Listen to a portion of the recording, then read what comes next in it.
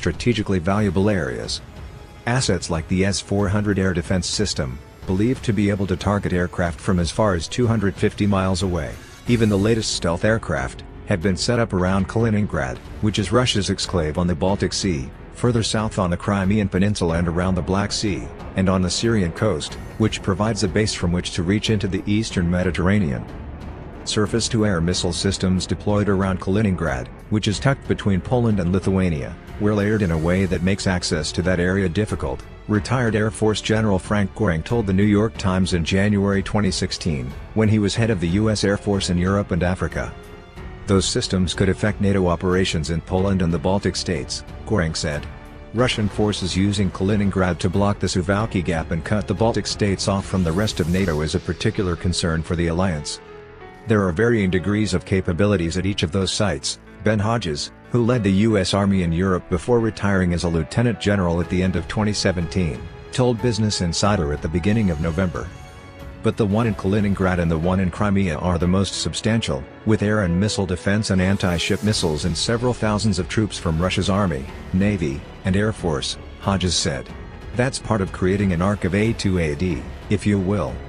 Russian state media said another battalion of S-400 missiles had assumed combat duty in Crimea at the end of November, amid a state of increased tension with Ukraine over a violent encounter between their navies in the Black Sea. Other air defense systems, including the less advanced but highly capable S-300, are deployed in the region, including in the Black and Baltic Seas. Other deployed A2AD assets include coastal missile batteries firing anti-ship missiles. When those systems, long embraced by Moscow to counter NATO's technical and numerical superiority at sea and in the air, are paired with electronic warfare and radar systems, the concern is they could limit NATO's freedom of movement, especially in situations short of all-out war, when offensive options are restrained. But the alliance is alive to these challenges and would be prepared to use all the different things that would be required in response to them, Hodges said, without elaborating.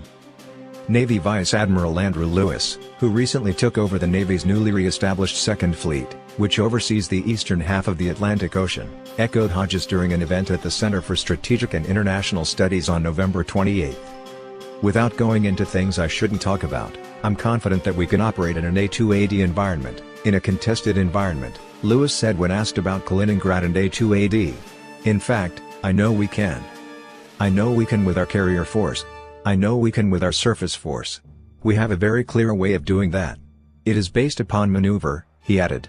It's based upon physical maneuver. It's based upon maneuver in the spectrum, and it's based upon our ability to keep quiet when it's time to keep quiet and talk when it's time to talk. There was still room for improvement, Lewis said, but he was confident U.S. forces could get there. That's something that we're really focused on, and we have been